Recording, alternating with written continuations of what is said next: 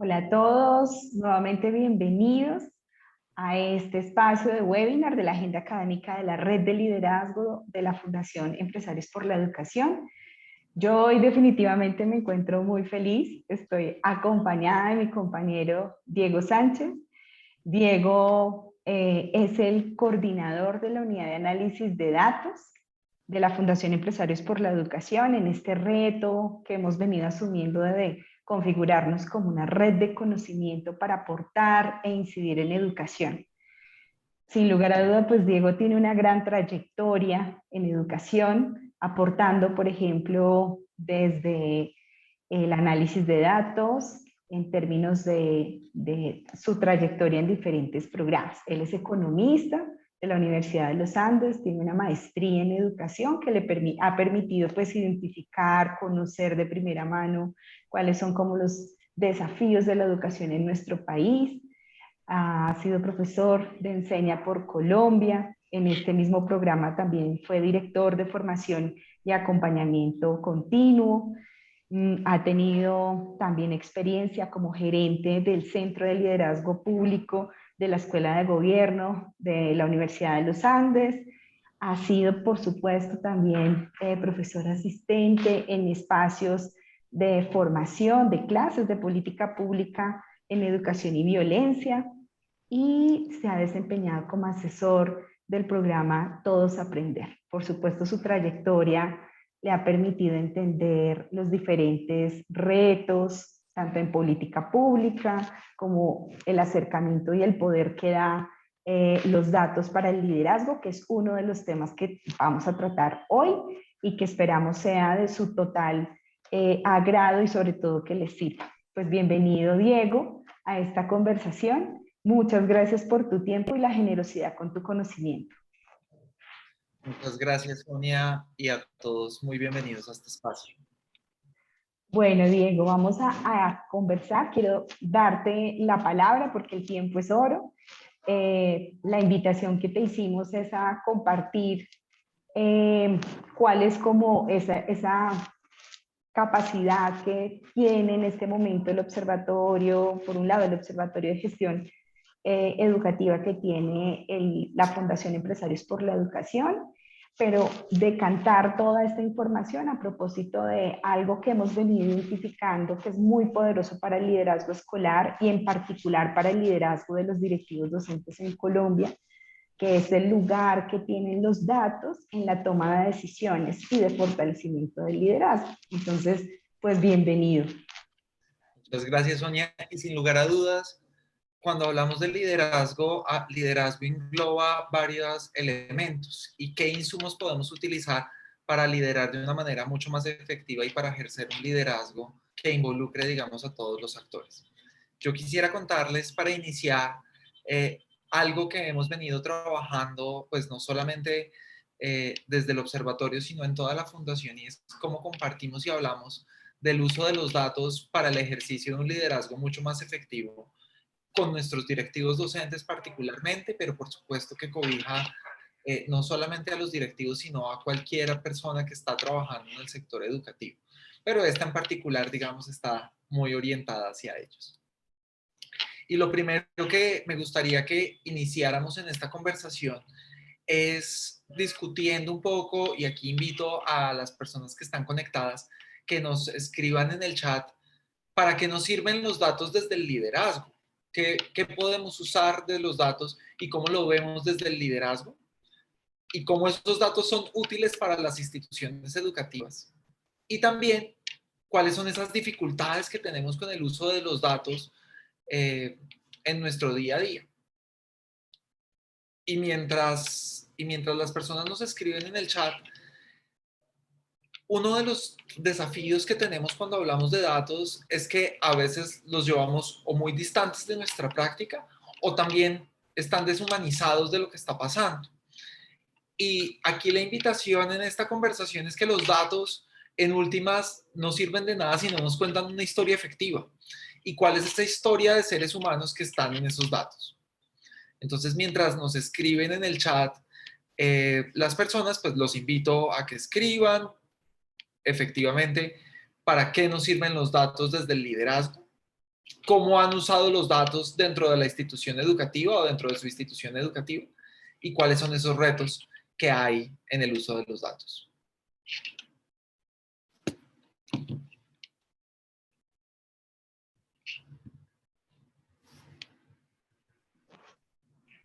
Bueno, te cuento que por aquí se están conectando hasta ahora. Nos han enviado saluditos. Yeah. Sí, yo creo que vamos a dar una esperita para que lleguen más y puedan como participar de las preguntas porque están hasta ahora incorporándose. Buenísimo.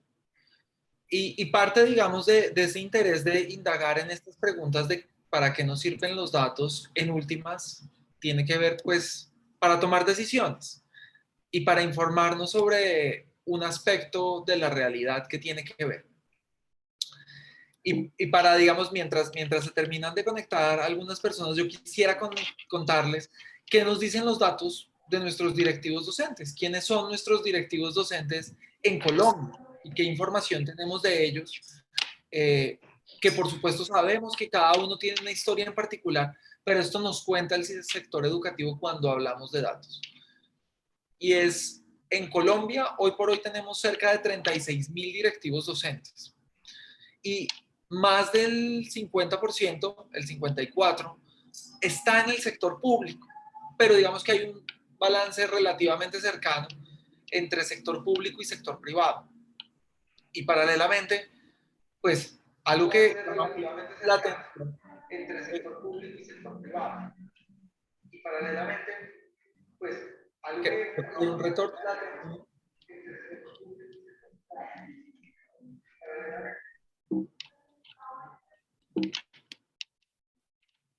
Ahora sí, Diego. Creo que ahora sí. Y por otra parte, parte del reto, digamos, es también identificar en dónde están nuestros directivos docentes. Y por supuesto, debido a la matrícula que tenemos en Colombia, que se concentra, por supuesto, mucho más en zonas urbanas que rurales, vemos que la concentración de los directivos docentes en Colombia está en el sector urbano. Cerca del 80% de los directivos docentes está en el sector urbano y solo el 20% está en sector público en particular, o en sector rural, perdón. Para seguir indagando sobre los directivos docentes, pues también nos preguntamos y qué han estudiado nuestros directivos docentes y qué tipo de formación tienen, qué tipo de posgrados han alcanzado. Y algo que es muy interesante es que nuestros directivos docentes en Colombia tienen un alto nivel de formación con respecto, digamos, al resto de maestros y personal, digamos, del sector educativo. El 75% de los directivos docentes cuenta con un posgrado.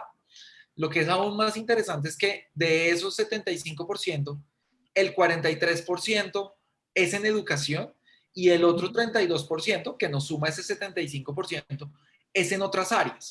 Otras áreas que son diferentes o distintas. Y el resto, digamos, el otro 24%, pues son profesionales o licenciadas en alguna de las distintas áreas. Y cuando empezamos a ver la diferencia entre contextos urbanos y rurales, pues no encontramos ninguna diferencia estadísticamente hablando de qué han estudiado nuestros directivos docentes y qué formación tienen en contextos urbanos y en contextos rurales. Por ejemplo, en esta gráfica podemos ver que mientras en contextos urbanos el posgrado en educación es de 40% para los directivos docentes, en contextos rurales es de 36%, muy similar. En otras áreas sucede exactamente lo mismo, posgrado en otras áreas, diferentes a educación, que puede ser cualquiera de las áreas, pues tenemos un porcentaje muy similar, entre 36 y 31%. Y en términos de licenciados, tenemos entre 26 y 30%. Por supuesto, tenemos directivos docentes que tienen un porcentaje muy, muy pequeño, que algunos son bachilleres, específicamente en contextos rurales, otros son normalistas, también en contextos rurales, donde se concentran mucho más que en contextos urbanos, naturalmente por el acceso a la formación que puede haber. Pero aquí ya nos empiezan a mandar mensajes sobre quiénes son nuestros directivos docentes, qué tipo de formación tienen, cómo está la distribución en el país y qué tipo de estudios tienen nuestros directivos docentes.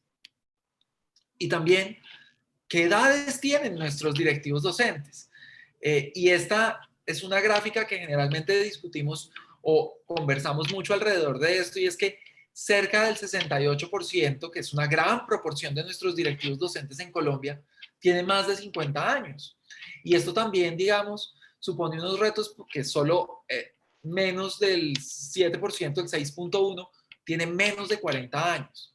Y acá seguimos indagando, por supuesto, la mayoría de los directivos docentes, y lo vemos en esta gráfica, en la parte inferior, se concentra entre 51 y 60 años. Son directivos docentes que están concentrados en su mayoría y seguidos de los de 61 a 70 años, que son seguramente nuestros directivos docentes que están próximos a la jubilación y que, como siempre Sonia, conversamos en la fundación, pues nos está llamando y nos están hablando de un próximo relevo generacional de directivos docentes en el país.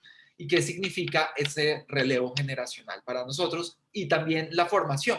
Y con eso ya empezamos a construir una historia sobre quiénes son nuestros directivos docentes, qué tipo de formación han tenido y qué edades, digamos, en términos generales existen. Igual, ¿cuál es esa distribución en edades en contextos rurales y urbanos? Y sucede exactamente lo mismo que la formación. No hay una diferencia significativa entre los directivos docentes de contextos urbanos y de contextos rurales en términos de la edad. Por supuesto, sabemos que en otros contextos, pues hay muchas diferencias de lo que significan los desafíos pedagógicos. También, ¿qué cargo tienen nuestros directivos docentes? Y por supuesto, en términos de lo que significa liderar el sistema educativo, pues tenemos coordinadores en un 59%, rectores tenemos 31%, y ya directores rurales que debido a la matrícula y la composición, digamos, de las entidades territoriales, pues están menos concentrados, tenemos el 7%, el director de núcleo que está en algunas secretarías de educación, pero pues la mayoría de nuestros directivos docentes son nuestros coordinadores, y también nos empieza a mandar otro mensaje, y es dónde se concentra esto y qué tipo de contratación tienen o qué estatuto manejan nuestros directivos docentes del sector público en particular. Tenemos el estatuto 2277, el que conocemos generalmente como el antiguo. Acá se concentra el 63% de nuestros directivos docentes, que, digamos, tienen mucha relación con en términos de edades, de los estudios que tienen. También un 38, un 35% que son nuestros directivos docentes del estatuto nuevo, como se podría llamar, y un 1% de nuestros directivos docentes del decreto 804, que son nuestros directivos docentes etnoeducadores o que están en esta línea de la etnoeducación. Y acá nos empieza a mostrar, digamos, un panorama de la caracterización por este cargo, por los escalafones que tienen nuestros directivos docentes y dónde se concentran. Y para, digamos, cerrar de manera general nuestros directivos docentes, nos empieza a dar una idea de quiénes son, de qué historia estamos teniendo de nuestros directivos docentes.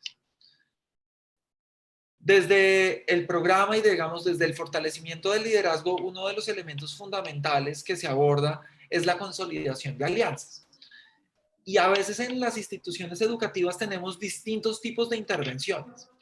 Hoy quisiéramos poner o traer a colación el CIIP, este sistema de información de la Fundación, que lo que hace es mapear todas las intervenciones del sector privado en educación, las que están registradas.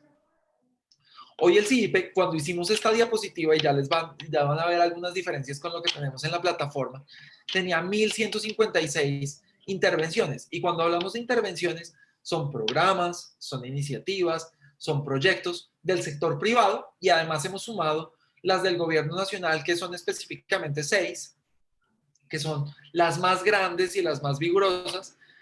¿Cuántas organizaciones tiene registradas el CIIP? 362. Y tenemos todas las sedes educativas del país, tanto las públicas como las privadas, para poder comprender qué está llegando a su sede educativa como directivo docente, pero también en alineación con MIPEI, que pues es uno de los elementos fundamentales que rigen nuestro plan curricular, cuáles son esos programas o iniciativas que tienen más sentido para mí y cuáles tal vez no. Entonces, lo que hace el CIIP es mapear qué está pasando en el sector educativo. Y yo aquí rápidamente quisiera mostrarles, esta es la plataforma del CIIPE. Ustedes pueden acceder al CIIPE desde la página web www.ciipe.fundacionexe.org.co, que seguramente ya se los vamos a enviar, para que puedan consultar qué está llegando en el territorio. Como les mostré, cuando hicimos esta diapositiva teníamos 1.156 intervenciones registradas. El CIIP es un sistema vivo. En este momento tiene 1.159 intervenciones, 3 más de cuando hicimos las diapositivas. Y lo que hace es que es un sistema vivo porque día a día se va nutriendo de qué está pasando en cada sede educativa, un nuevo proyecto que hizo alguna fundación, algún proyecto, digamos, del sector privado que apunta a estos procesos. Y lo más valioso del CIIP es que les permite a ustedes fácilmente identificar qué está llegando a su sede o a la sede del vecino, o qué proyectos se alinean con sus necesidades dentro de la institución educativa. Será competencias básicas de lectura y escritura, podría ser competencias básicas de inglés o de bilingüismo, o más bien un fortalecimiento de sus docentes, o tal vez temas de dotación escolar, infraestructura, bibliotecas, qué está sucediendo en algunos territorios y qué está pasando en su sede educativa. Por supuesto, el CIIPE en este momento registra una foto. Sabemos que hay muchas intervenciones que están también en sus colegios que tal vez no están registradas en el CIIPE. Entonces, parte del interés es que el CIIPE permite, uno, consultar organizaciones, las sedes educativas y las intervenciones que se registran en el sector educativo. Y por otra parte, usted puede personalizar sus tipos de búsqueda. Oiga, ¿qué está pasando en el municipio en donde usted tiene su sede educativa o su institución? ¿Qué hay en ese territorio o en los municipios cercanos? O incluso, ¿qué hay en la Secretaría de Educación si queremos verlo de una manera mucho más amplia? Ustedes pueden descargar esta información, bajarla, tenerla a la mano, ya sea en un PDF o en un Excel, para poder ver qué está pasando en el territorio. Lo que nos muestra el CIIP en términos generales es que la mayoría de intervenciones son de formación transversal. De esas 415, le apuntan a proyectos transversales como de fortalecimiento de ciudadanía, pero una cosa maravillosa que tiene el CIIP es que, y como ustedes lo saben como educadores, un proyecto no solamente tiene un fin, sino que puede impactar distintas áreas. Entonces, un proyecto de lectura y escritura a la vez puede fortalecer en competencias básicas y paralelamente fortalecer a los agentes educativos, a los profesores de la institución. ¿Y en qué niveles educativos se encuentran? Pues la mayoría en este momento se encuentran en el nivel de media, con 301 organizaciones. Y por supuesto, ¿a quiénes van dirigidos en términos generales? A los estudiantes, pero también a las familias, a los docentes. En este momento, docentes tenemos alrededor de, aquí tenemos docentes, 372,000, que son la mayoría o todos los docentes del sector educativo, debido a que tenemos pues también algunas intervenciones del sector público que tienen pues una amplia cobertura. Entonces, la primera invitación para tomar decisiones basadas es qué hay en el territorio y cuáles son sus necesidades y cómo yo puedo alinear estas necesidades que tengo en mi institución, ya sea por resultados académicos, por desempeños de cobertura, de deserción, de repitencia, de reprobación, y qué tipo de intervenciones están alineadas para mitigar, digamos, estos impactos que podemos tener. Aquí en el botón de consultas que tenemos en el portal del CIIPE, yo puedo consultar por el mapa de la intervención y es ver en el país qué está pasando por organizaciones o por sede educativa. Quisiera primero empezar mostrándoles qué pasa a nivel de mapa de intervenciones. Y es que en el mapa de intervenciones nos permite mirar y detallar en qué año pasó esta intervención, en qué categoría, si es categoría de permanencia, si es calidad, competencias básicas, si quiero fortalecer, digamos, a mis profesores o a ustedes mismos como directivos docentes, qué formación hay disponible o proyectos relacionados, de innovación y tecnologías, digamos que ha sido gran parte conversado en este tiempo. Incluso creamos una provisionalmente de reapertura de colegios o de presencialidad de cara a la COVID-19 y qué intervenciones o iniciativas del sector privado pueden apoyar a esto. Y por supuesto uno de liderazgo, de acceso y de dotación. En este caso quisiera hacer un ejemplo en términos de calidad, y cuando hablamos de calidad educativa, pues inmediatamente pues hay muchos elementos de calidad. Será bilingüismo, teniendo en cuenta que no es solo inglés, sino que pueden ser otros tipos de lenguajes como francés o incluso lenguas indígenas, ciencias naturales, lectura y escritura, matemáticas. Quisiera invitarlos a que miráramos, por ejemplo, qué intervenciones hay que pueden promover la lectura y la escritura en Colombia. Si quisiéramos ver algún nivel particular, también nos lo permite hacer el CIIPE, si está en primera infancia, en primaria o en secundaria.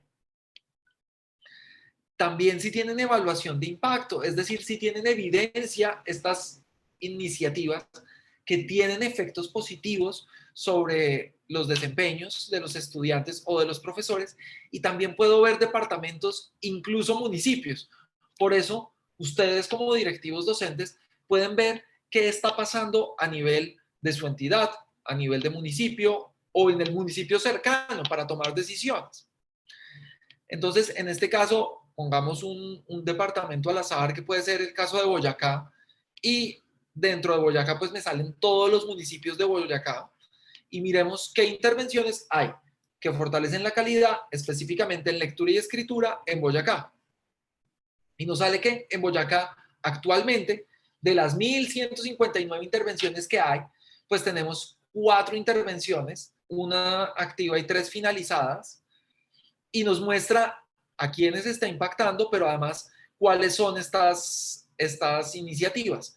Una es la del Plan Nacional de Lectura y Escritura, que es la del Ministerio, y tuvimos en algún momento Fundación Promigas con escuelas escritura creativa, escuelas lectoras y lectores saludables en distintos años. Y también podemos ver, en algunos casos, a qué sedes educativas llegaron. Lo mismo lo puedo hacer en otros municipios, como puede ser el caso de Cundinamarca, y yo puedo ver que Cundinamarca tiene 5 intervenciones activas. Y aquí vemos el cambio de las plataformas y podemos ver de qué se trata y ver el detalle aquí en ver ficha, de qué se trata la intervención, en qué consiste, quiénes la hacen, si es Fundación Argos y Fundación Bancolombia en este caso, que las letras van por Colombia, o Fundación Promigas y Fundación Terpel, que es Escuelas que Aprenden, o United Way con Nube 9 Global, o Palabrario y Numerario de Fundación Corona y Fundación United Way. También podemos ver a nivel de organización, y a nivel de organización podemos ver qué está pasando, qué está haciendo X o Y organización. Yo puedo ver las organizaciones públicas, privadas o mixtas. Si quiero ver una empresa, una fundación, una ONG, incluso un organismo de cooperación internacional, o si trabajan en alguna de estas regiones. Entonces, yo puedo ver en Antioquia, por ejemplo, qué organizaciones están trabajando en Antioquia.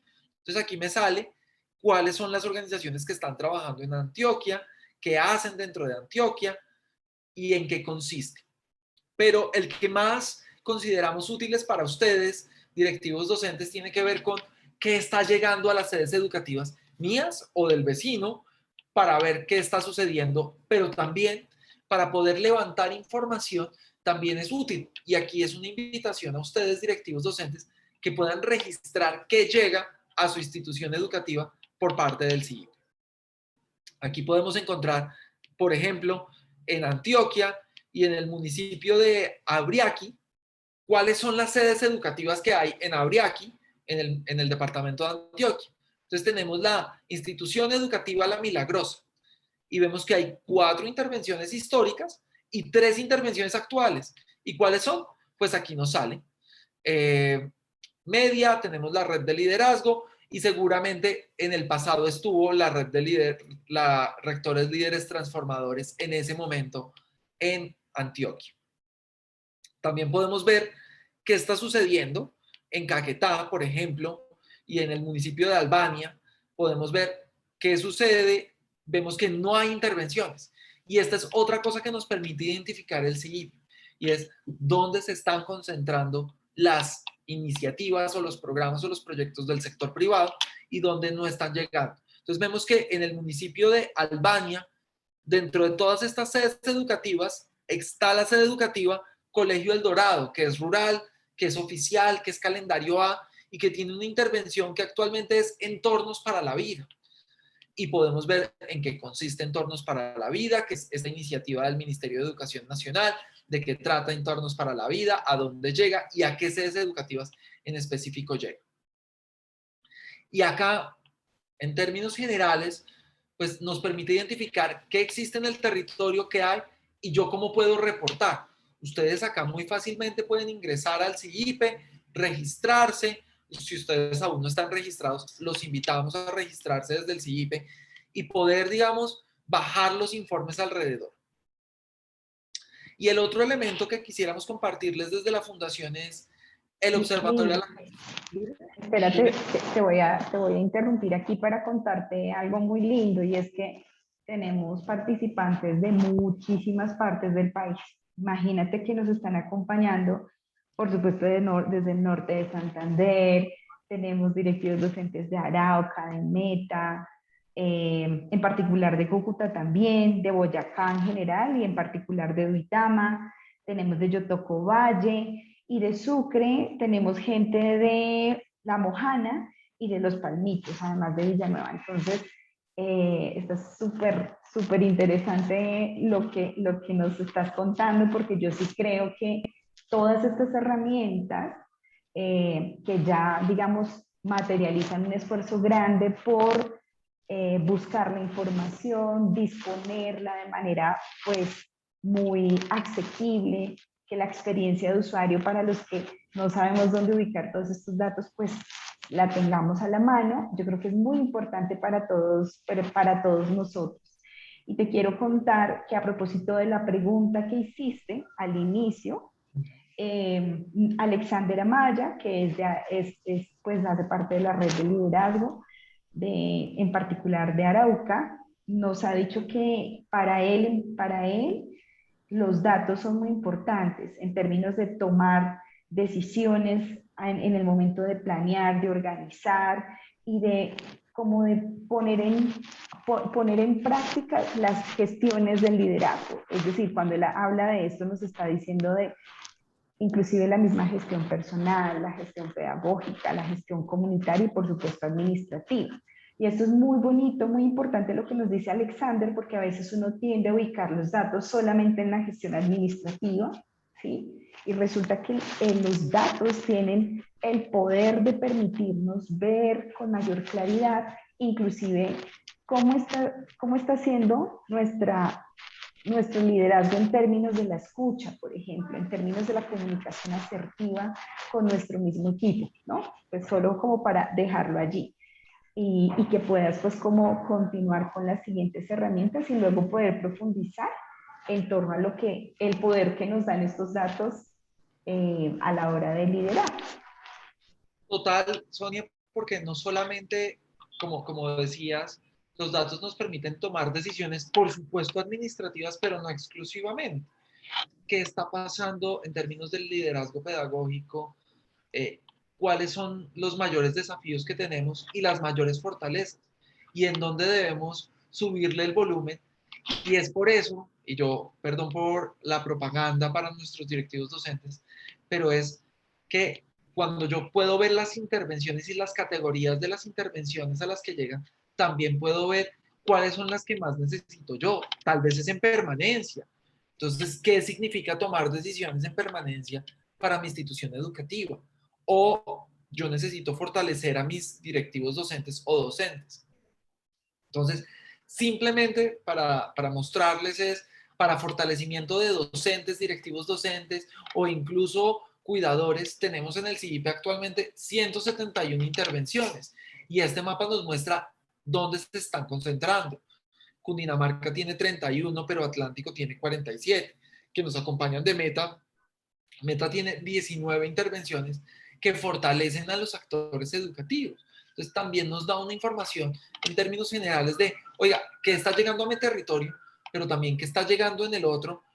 Y para generar, digamos, estas alianzas con sentido, basado en las necesidades de la institución educativa. También vale la pena recordar y llamar, digamos, la atención en que más iniciativas y programas dentro de mi institución no necesariamente es mejor. ¿Cuáles son las que yo necesito y que necesita mi equipo y mi institución? ¿Cómo desde el liderazgo distributivo yo puedo construir cuáles son esas iniciativas que necesitamos al interior de la institución educativa? Entonces, esto es todo un universo que existen de intervenciones, pero cuáles son las más valiosas para nosotros.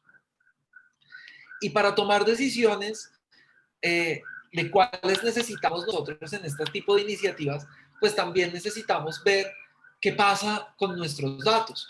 Y nuestros datos como entidad territorial certificada en últimas, pues se traducen en nuestros datos como institución educativa de qué está pasando con nuestros niños, niñas, jóvenes y adolescentes, qué está pasando con los desempeños, cuánta rotación hay, quiénes son nuestros tomadores de decisiones, porque cuando hablamos de tomar datos desde la gestión educativa, no solamente se cobija ese dato que nos da la Secretaría de Educación de cobertura o de deserción y retención y repitencia, pues en últimas es, ¿y eso qué significa para nosotros en la administración o en el ejercicio del liderazgo de nuestra institución educativa? Recuerdo hace poco, o ya cerca de un año, que tuvimos una conversación con los directivos docentes de Norte de Santander y conversábamos alrededor de qué significan estos datos como nosotros, Secretaría de Educación de Norte de Santander, para nuestra administración en mi sede educativa y en mi institución educativa, sea coordinador, sea rector o sea un maestro también, qué significan estos datos dentro de mi aula y dentro de mi institución educativa. Entonces, yo quisiera muy rápidamente compartirles sobre el Observatorio de la Gestión Educativa, y cuando hablamos de gestión educativa, pues estamos hablando de una gestión que es muy amplia, que no solamente se queda en un nivel de Secretaría de Educación, sino que también mira lo que significa la gestión de las instituciones educativas y el liderazgo de estas. Este observatorio lo que hace es que mira qué está pasando con esa gestión para apoyar la toma de decisiones. Porque si el dato no está diseñado y la reflexión no se diseña para tomar decisiones, pues es un dato vacío, es un dato llano, y si este dato no se traduce en una historia que nos cobre sentido para nosotros como institución educativa, pues no nos está contando lo que necesitamos y cómo a partir de esos datos podemos tomar decisiones en un liderazgo pues mucho más amplio, mucho más colectivo, que involucre a los papás, que involucre a la comunidad educativa como maestros, como estudiantes, a participar en estas decisiones. Los datos no nos sirven si no tomamos decisiones con ellos y no los hacemos presentes. Nosotros hemos mostrado, digamos, cómo va la presencialidad. Ustedes mejor que nosotros saben qué está pasando en su institución educativa con la presencialidad, quiénes y cómo lo están haciendo. Y es ahí donde se desprende otra historia, porque yo puedo partir del dato para hacer doble clic y es, oiga, ¿qué pasó en esta institución educativa que tiene tan buenos desempeños en el regreso a la presencialidad? ¿Qué hicieron? ¿Qué prácticas de liderazgo tuvieron de manera destacada? Y aquí, y yo quiero hacer un reconocimiento de la red de liderazgo y de la gestión, y es que en un primer momento identificamos esas instituciones educativas que tenían muy buenos desempeños en el regreso a la presencialidad y que lo hicieron y qué rol del liderazgo tuvo mucho más allá, digamos, de factores habilitantes que sabemos que son fundamentales como la infraestructura, como los protocolos de bioseguridad, pero qué prácticas de liderazgo tuvieron estos rectores y coordinadores para poder hacer un regreso mucho más veloz a la presencialidad. Compartirles sobre el Sistema Nacional de Indicadores. Ustedes saben muy bien que con la incorporación de Colombia a la Organización de Cooperación de Países en Desarrollo, la OCDE, pues empezamos a adoptar este protocolo, como estamos en cobertura. ¿Y qué significa esa cobertura para mí como rector y coordinador? ¿De qué se tratan las metas que se puso el secretario de Educación, el alcalde y el gobernador en mi territorio? ¿Cuáles son de calidad? ¿Cuáles son de cobertura? ¿Cuáles tienen que ver con fortalecimiento de nosotros como agentes educativos? ¿Quiénes son las personas, incluidos los docentes y directivos docentes, que están en el territorio y un par de correlaciones. Yo muy rápidamente quisiera mostrarles, por ejemplo, qué nos muestran los datos de cobertura educativa y de sedes y qué nos comparten esa información y cómo esto es útil para ustedes como directivos docentes. Entonces, aquí les quisiera compartir muy rápidamente qué existe en términos de cobertura, qué nos muestra, digamos, el país, cuántos estudiantes tenemos en total. Nosotros como Colombia tenemos alrededor de 10 millones de estudiantes. Cuántos están en el sector público, cuántos en el privado, cuántos estudiantes son del sector urbano y cuántos son del sector rural. Y vemos cómo se comporta la cobertura bruta y la cobertura neta. Recordemos que la cobertura bruta son todos los niños que tenemos, niños, niñas, jóvenes y adolescentes que tenemos en el sector. Y la cobertura neta es quienes están en el grado apropiado, en la edad apropiada. Y aquí tenemos los distintos niveles. ¿Qué sucede? ¿Cómo estamos en cobertura total? Tenemos 102% y 92%, pero vemos, por ejemplo, una preocupación muy grande para el año pasado y es bajamos considerablemente la cobertura neta en el grado transición. Tenemos 64%, esto es un dato por debajo de primaria, por debajo de secundaria. Por supuesto, sabemos a qué se pudo haber debido esto y es al acceso de tecnologías pues, en este grado de transición, muchos en contextos rurales sin acceso debido a condiciones de infraestructura, pero otro y tal vez el mayor desafío lo enfrentamos en medio. Tenemos una muy baja cobertura y es qué pasa con nuestros niños en décimo y en 11 y en esa transición de noveno a décimo y 11. Y esto que ustedes lo conocen mejor que nosotros y es cómo están las sedes educativas. Del 52.000 sedes que tenemos, pues cuántas tienen electricidad, cuántas tienen equipos de cómputo y cuántas tienen acceso a internet. Y en un modelo híbrido de presencialidad como en el que estamos ahora, pues ¿qué significa esto? ¿Cuántas sedes son del sector público? Pues la mayoría son del sector público debido a la gran dispersión que tenemos. ¿Y cuántas sedes son rurales? Tenemos que el 67% de estas 52.000 son del sector rural. Eso nos abre el espectro. Pero pues uno siempre se pregunta, bueno, ¿y eso qué significa para mí en mi entidad territorial? Para mí, ustedes pueden ir a cada uno de los tableros, tiene este detalle por Secretaría de Educación. Ustedes pueden ver, por ejemplo, yo como Secretaría de Educación, cómo estoy. Aquí nos muestra los datos de Colombia en términos generales para ver cómo estamos, pero también podemos ver cómo estamos en todas las entidades territoriales, cuántos son niños, cuántos son niñas, cómo se distribuye esa matrícula por zonas rurales y urbanas en cada entidad territorial. Pero, por ejemplo, me decía Sony que tenemos directivos docentes de Norte de Santander también y de Meta. Sí, sí, señor. Entonces, por ejemplo, y de Cúcuta. y de Cúcuta. Entonces, por ejemplo, como Norte de Santander, ¿cuántos estudiantes nosotros tenemos en nuestra entidad territorial? Tenemos 172.000, de los cuales el 37% son rurales, el 63% son urbanos, y acá nos muestra cómo se distribuye en términos de cada grado. ¿Cuántos son víctimas? ¿Cuántos niños, niñas tienen tienen este grupo de víctimas o desmovilizados? ¿Y cuántos tienen condiciones de discapacidad? ¿Y cómo se encuentran los grupos étnicos o descendientes? Para hacer también pues unos currículos ajustados. ¿Y cómo estamos en nuestras entidades territoriales?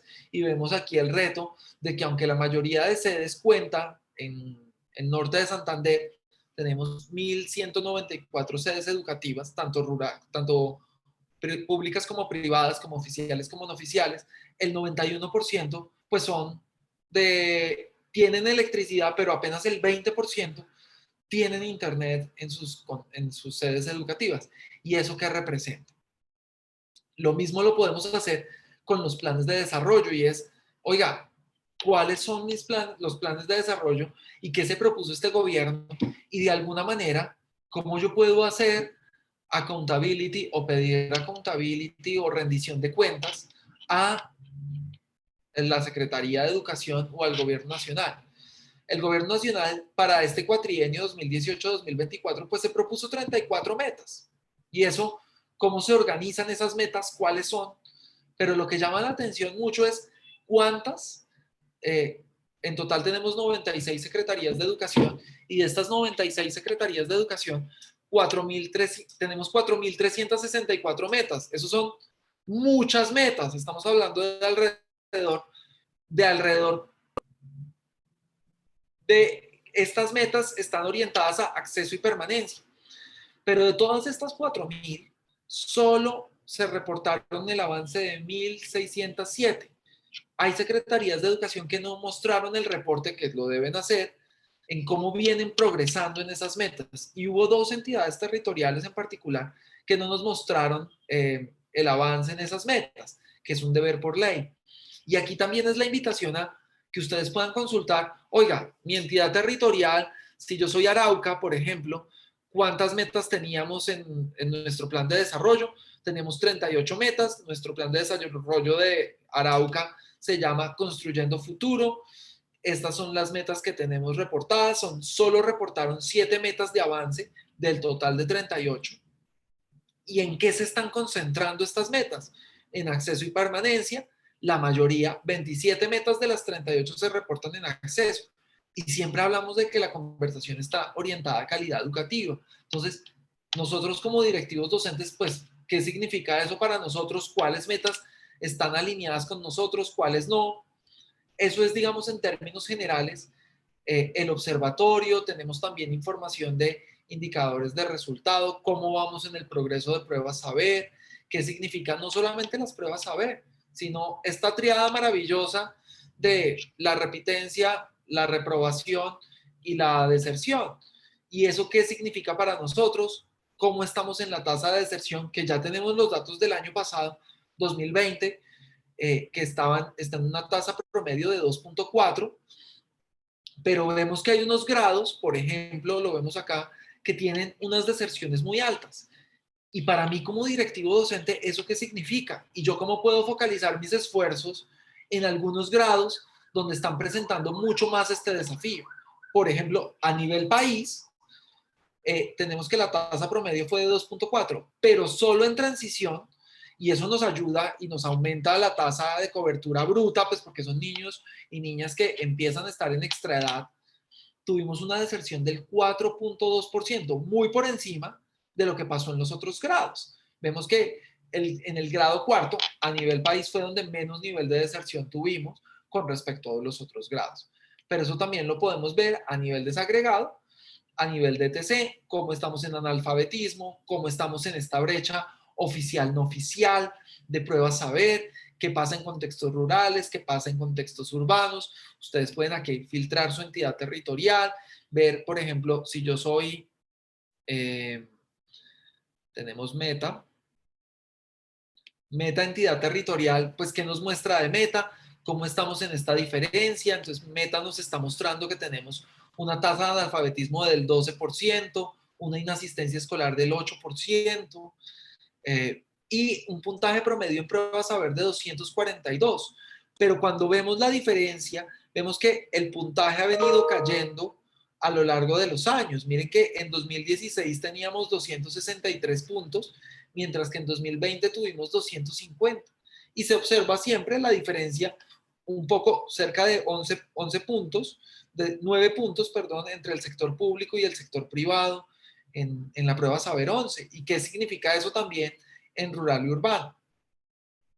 Y en estas gráficas de la parte inferior podemos ver la reprobación, que viene a la alza, digamos, para 2020. Y recuerden esta teoría que nos habla de que un joven que reprueba es potencialmente un joven que luego repite y posteriormente es un joven que deserta. Entonces, poner la atención sobre la reprobación nos hace poner la atención a, oiga, hay un fenómeno que posiblemente en un par de años se nos va a ver en estos datos y es este pico que tuvimos aquí de reprobación. Si lo ven que pasa de 2019, crece dramáticamente la línea roja, pues nos está hablando que aquí hay un llamado, pasamos de reprobación en el meta de 4.3 a un porcentaje de 10% de reprobación. Y eso pues se va a traducir en un mayor nivel de repitencia al siguiente año y paralelamente en 1 o 2 años en un mayor nivel de deserción en el sector educativo. y también en qué niveles educativos se encuentra esta deserción mayor. En el meta en particular, pero ustedes lo pueden ver para cada una de las sedes educativas, pues tenemos el mayor nivel de deserción se encuentra en media, seguido de primaria, a diferencia del país, que generalmente es secundaria. Entonces, ¿qué podemos hacer para apuntalar estos datos y cómo estos datos, para mí como directivo docente, me ayuda a tomar decisiones de mi institución educativa basado en la evidencia, comparándome, digamos, con otros de una manera objetiva y teniendo en cuenta, y muy importante, los contextos? No todos tenemos los mismos niveles de ruralidad, no todos tenemos los mismos niveles de pobreza. Entonces, ¿qué significa en departamentos con niveles similares de pobreza para mí? Pues cómo están con otros y cuáles son buenas prácticas que yo podría incorporar. Eso como distintas herramientas para que luego ustedes, basados en esta información, puedan irse ahí al CIPE y ver, oiga, ¿qué me sirve? ¿Qué es valioso? Si mi desafío está siendo la permanencia y la deserción o es sociales, porque también aquí ustedes pueden ver por áreas, si es lectura, en lectura me muestra cómo se encuentra el puntaje en cada uno de los departamentos si quieren, y cuál es el mejor departamento, por ejemplo, en lectura, que es Secretaría de Educación, que es Envigado, versus una Secretaría de Educación como Jumbo, que está por debajo del promedio. Aquí también nos muestra el promedio de Colombia. Colombia tiene en promedio 52 en lectura. Entonces, yo como me veo, si soy una de las entidades territoriales y yo como institución educativa, en relación a cómo estoy con mi departamento, como en mi entidad territorial e incluso con el país o con otras instituciones educativas de otros desempeños. Eso en términos generales, Sony, para contarles sobre lo que tenemos en el observatorio, la invitación a consultar sobre las experiencias, que creemos que es otro de los factores habilitantes que nos ayudan, y es entender quiénes lo están haciendo y cómo lo han venido haciendo. Experiencias de instituciones educativas, de Caldas, de Bogotá, de Valle del Cauca, sobre cómo han utilizado este regreso a la presencialidad, que nos permite ver cuáles son esas experiencias destacadas, y también una caja de herramientas de recursos para secretarías de educación, pero también para todos. ¿Cómo genero, cómo hago o promuevo esta flexibilización curricular, esta construcción de lazos de confianza y la promoción del autocuidado? Los datos no nos sirven para nada si solo los tenemos para mostrar una fotografía, sino cómo reflexionamos y tomamos decisiones basadas en ellos. Ay, Diego, muchas gracias. Bueno, mira, han pasado muchas cosas y muchas reacciones respecto a lo que nos has mostrado. Por ejemplo, lo de Ina Mora nos estaba preguntando y nos estaba contando que justo le han llegado varios instrumentos como encuestas de nuestra parte. Y quiero contarles a todos que justamente somos una red de conocimientos, somos una red de liderazgo cuya base es el conocimiento. Entonces, nosotros desde la Fundación Empresarios por la Educación constantemente y sistemáticamente estamos consultándoles qué pasa con ustedes, cómo ven su institución, cuáles son los desafíos, y que ustedes son nuestros ojos, porque este observatorio, por eso es el logo de las gafitas, es justamente poder observar a través de toda la red cómo está la educación en nuestro país. Entonces, esto que nos muestra Diego tan maravilloso de estos tableros con datos tan organizados, es un gran esfuerzo que hacemos en la Fundación, no solo por recabar los datos, digamos, que nos da el Ministerio, las Secretarías de Educación, sino que también hacemos un esfuerzo por recoger datos cualitativos, experiencias significativas y la percepción que tienen los actores de las comunidades educativas, que finalmente es lo que contrastan también los otros datos un poco más cuantitativos. Entonces, efectivamente, nosotros constantemente estamos enviando esos instrumentos que nos permiten sondear, que nos permiten hacer análisis comparativos, entre otros. También digo, quiero contarte que nos han hecho varios comentarios. Por ejemplo, Emiluz Medina nos ha dicho que es importante para ella conocer estos datos a propósito de reflexionar, pero también de identificar cuál es la realidad en la ejecución también de la educación en los territorios, ¿no? Y de cómo seguir fortaleciendo la gestión. No se trata, como dices tú, solamente de tener el dato, sino de hacerse preguntas a propósito de qué nos dice ese dato. Pero hay una cosa más interesante que nos dice Gloria Medina y es qué nota poder reconocer toda esta información, pero también para poder complementar desde nuestra parte lo que haga falta en el observatorio. Finalmente, cuando decimos en FEXE que somos una red de conocimiento, pues ustedes también hacen parte de esta red de conocimiento y está, digamos que muy a la orden que a través de lo que ustedes nos puedan contar, pues podamos nutrir este gran observatorio. En Alba Farid, por ejemplo, nos dice que como que ella agradece mucho la información y digamos que insisto mucho en que a veces no sabemos dónde encontrar los datos que estén actualizados, que estén organizados.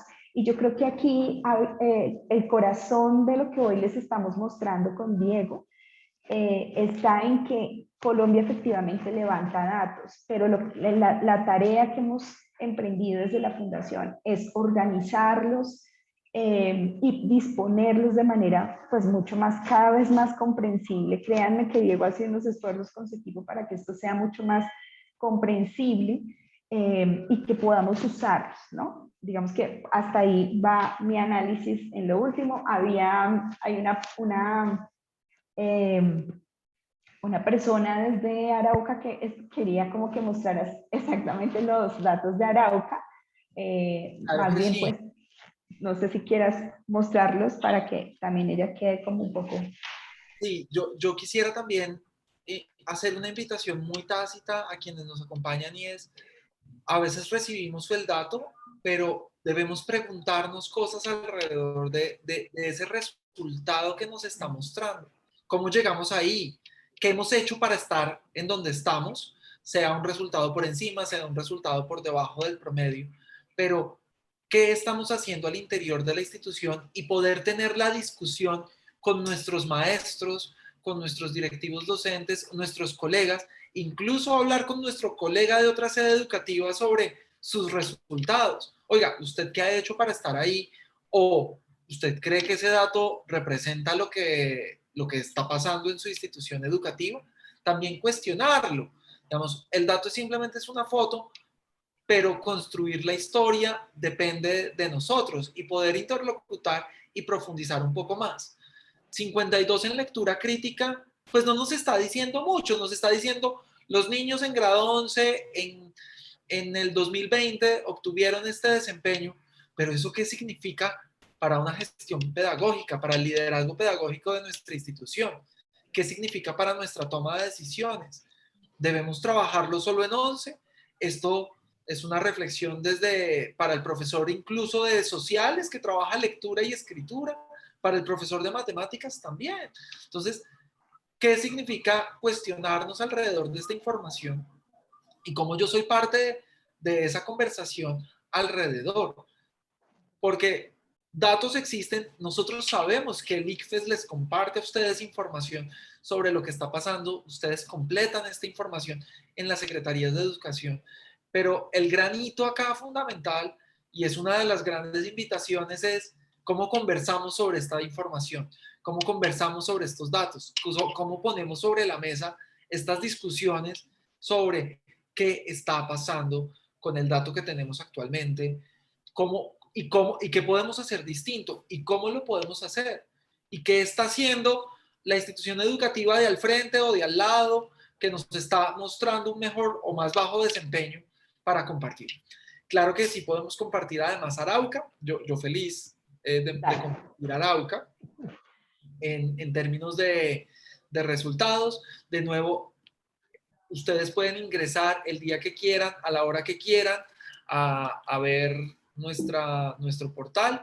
Les recuerdo que el del observatorio es OBS, que es de observatorio, gestioneducativa.com. Y ahí pues pueden encontrar todos los recursos que tenemos. Dentro del observatorio pues tenemos la sección de datos al tablero y dentro de datos al tablero tenemos todo tipo de datos como la presencialidad, cómo está la cobertura y los indicadores de sede, cómo están los recursos.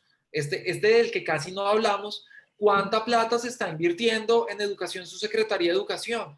¿Quiénes son los que más invierten plata por niño? Pues porque es muy distinto uno ser una entidad territorial como Bogotá, que tiene 1.200.000 estudiantes, a ser una entidad territorial como Cartago, que tiene muchos menos estudiantes, pues el nivel de recursos pues es distinto en el que se invierte, pero ¿cuánto se está invirtiendo por estudiante? Eso también lo pueden encontrar, y en indicadores de resultado de impacto, donde tenemos pues los orientados a calidad.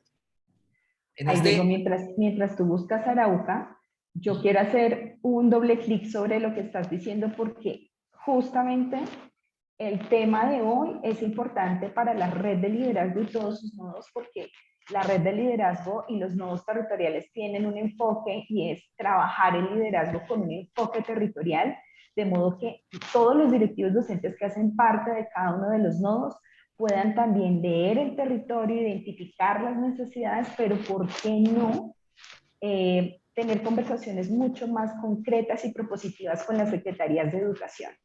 Y en este sentido, esto que nos estás mostrando del observatorio a la gestión educativa nos va a permitir, por supuesto, entender esos datos, hacer también digamos, un ejercicio de reflexión sobre el territorio, pero también de incidencia y de veeduría ciudadana respecto a lo que pasa con la educación en las diferentes entidades territoriales. Entonces, no es menor lo que estás diciendo, porque a veces uno tiene la comprensión o la percepción desde su institución educativa, pero la importancia de la red de liderazgo es que juntos nos sumemos a reflexionar, a aprender de lo que bien sabemos hacer, pero también a tener una participación y una comprensión e incidencia mucho más grande sobre el territorio. Entonces, es maravilloso lo que nos cuentas porque nos sirve mucho para la red.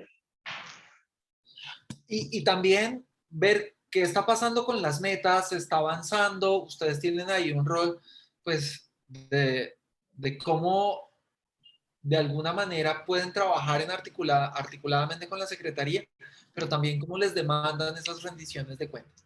Arauca, muy rápidamente, recuerden que en Datos al Tablero o en cada uno de los tableros que hemos creado pueden consultar en qué sede educativa están o qué secretaría o ver todo el departamento. Entonces vemos cómo están los datos de Arauca en analfabetismo, en asistencia escolar, cómo se encuentra en puntaje promedio, pruebas a ver que estamos en 240, cuántos están en el desempeño más bajo, en el segundo, en el más alto o en el más alto, que vemos que apenas tiene cerca de un 1.9%, la diferencia que hay entre contextos urbanos o rurales, y por supuesto cómo ha variado el tema de reprobación, a diferencia, por ejemplo, de lo que mostrábamos ahorita en Norte de Santander.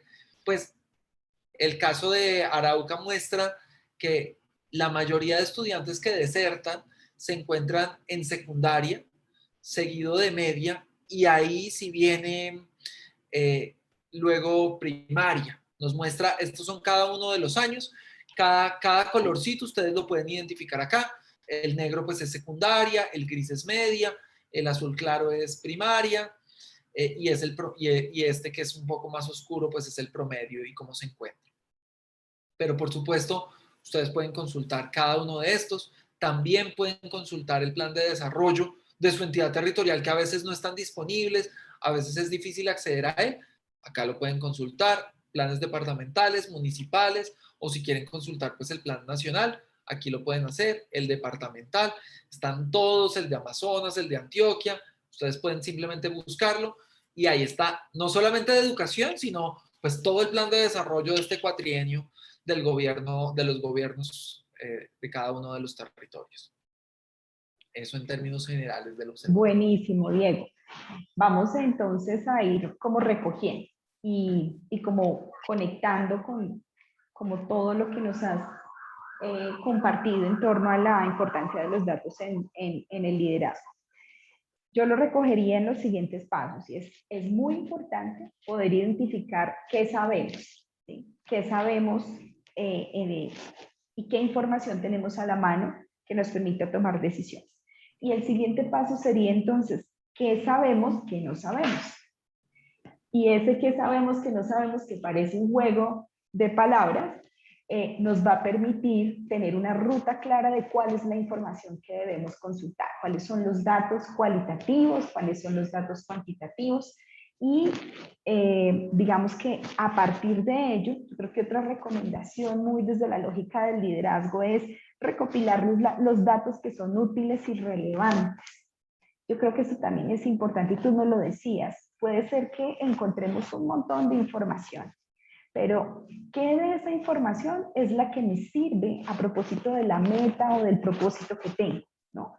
Entonces, sí es muy importante entender que tenemos como dos lugares claves o dos aspectos claves para entender cuál es la información relevante a propósito de resolver un problema en liderazgo. Uno de ellos es qué información me permite identificar los desafíos, los vacíos, las necesidades, en este caso de mi institución educativa o de mi territorio o de mi nodo territorial, por ejemplo. Pero también otra perspectiva en la búsqueda de los datos es qué buenas prácticas hay para resolver este desafío, qué otros han pasado por el reto que yo ya he pasado. Y aquí entonces uno va a lo que tú nos contaste del CIIP, del Sistema de Información en Iniciativas Público-Privadas en Educación. A veces nosotros no sabemos ni siquiera qué aliados público-privados están en el territorio que ya nos pueden ayudar o que otras buenas experiencias significativas han transitado y ya tienen, digamos que, información que puede ser relevante para el resultado o para tener un resultado mucho más eficiente, más concreto. Hay otro desafío con los datos, digamos en la ruta del liderazgo, y es traducir esos datos, hacer que esa información sea comprensible. A veces la información nos llega y tal vez no tenemos las habilidades para entender qué significa qué significan esos datos, esos porcentajes, cómo analizar las gráficas, cómo hacer que esta información sea, digamos, usable, ¿no? En la toma de decisiones. Entonces sí es muy importante no perder de vista que esa traducción del dato la podamos trabajar o pedir ayuda a quien seguramente tenga la habilidad de poder entender los datos. El otro paso de sugerencia aquí es pasar a tomar decisiones con esos datos existentes, pero teniendo en cuenta el trabajo colaborativo que todos ya sabemos que es una práctica de liderazgo. Es decir, no solamente yo como rectora o como coordinadora, entonces analizo los datos, tomo la decisión, le hace y cumple, sino es importante que ese análisis y esa, digamos, comprensión de los datos y uso de los datos sea también parte de un ejercicio colectivo. ¿Por qué? Acá hay dos razones poderosas, y es que los datos nos permiten argumentar las decisiones. Es muy distinto cuando uno dice, vamos a trabajar el siguiente proyecto porque la evidencia nos está mostrando que, ¿sí? Y da un dato que respalde esa decisión, a simplemente mostrar la decisión como si fuese un capricho nuestro como líder o porque alguien nos dijo que teníamos que hacerlo. Entonces, pasar de la percepción a un dato concreto que nos respalde esa decisión es muy poderoso en el liderazgo. Y la otra gran, digamos, razón por la que es importante tomar decisiones con los datos es que nos permite los datos tener una visión compartida. El dato rápidamente nos permite entender cuál es el déficit o cuál es la posibilidad de mejoramiento en torno a una situación. Y por último, digamos, el siguiente paso sería generar estrategias a propósito de esos datos que nos permita tener alianzas estratégicas, ¿no? Entonces, cómo esos datos nos están permitiendo tomar decisiones de trabajar con otros. Entonces, estos son como unos pasos muy básicos que hemos venido colectando en la experiencia de la Fundación Empresarios por la Educación. Y es entender que los datos no solo están en un momento de nuestro liderazgo, sino que deben estar acompañándonos desde siempre, desde el diagnóstico de una situación, desde la toma de decisiones o la planeación, como nos han venido contando varios de ustedes, en el seguimiento, por ejemplo, de la implementación de esa decisión y, por supuesto, en términos de innovación o de mejoramiento, cómo podemos evaluar esa decisión o esa implementación para poder soltar ya ese proyecto o implementar una nueva estrategia. No sé, Diego, si tú tengas alguna otra recomendación a propósito de tu experiencia No, los datos. simplemente estaba leyendo parte de lo que estaban compartiendo las personas y me llamó la atención porque efectivamente uno de los elementos críticos en los datos es que no medimos por medir. Y es que debe tener un propósito claro, una reflexión permanente. Entonces, si yo tengo un propósito, voy a tener unos datos que respondan a ese propósito. ¿Qué quiero medir? Yo no quiero medir absolutamente todo. Nosotros en la casa no medimos todo, medimos unas cosas que nos parecen importantes e interesantes para nosotros, nuestros desafíos y nuestros progresos. Y también otro comentario que me llamó mucho la atención es no tener miedo para hacerlo. Está bien, para eso nos podemos apalancar en otras personas de nuestra institución educativa que tal vez puedan tener mejores habilidades en esta interpretación, porque resulta retador, o sea, no todos sabemos hacerlo, interpretarlo, discutirlo. Entonces, poder generar estas conversaciones al interior de la institución educativa ya es un gran avance. Simplemente traerlo y conversar, discutir sobre él y poder dar hipótesis cada uno sobre, oiga, yo creo que pasó esto ante ese número, de pronto esto se debió a X, Y, Z, y ya Sonia abordó el último, y es pues tener una acción que nos responda a. Eh, tenemos un propósito, lo analizamos, los discutimos, vemos posibles causas que nos pueden estar llevando a eso, experimentemos y volvemos y hacemos de nuevo todo el ciclo permanente de ajustar, de aprender, de darnos cuenta, uy, por ahí sí era, de pronto por ahí no. Esa es como la invitación siempre a través del propósito del análisis y la reflexión continua, poder trabajar no solo dentro de la institución, sino también con los demás. ¿Qué opinan los padres de este proceso? ¿Qué teorías hay alrededor? Ustedes mejor que nosotros saben liderar las instituciones educativas. Sin duda. Bueno, Diego, yo creo que para cerrar vamos a hacerle también un reconocimiento a todos los participantes, han estado supremamente activos.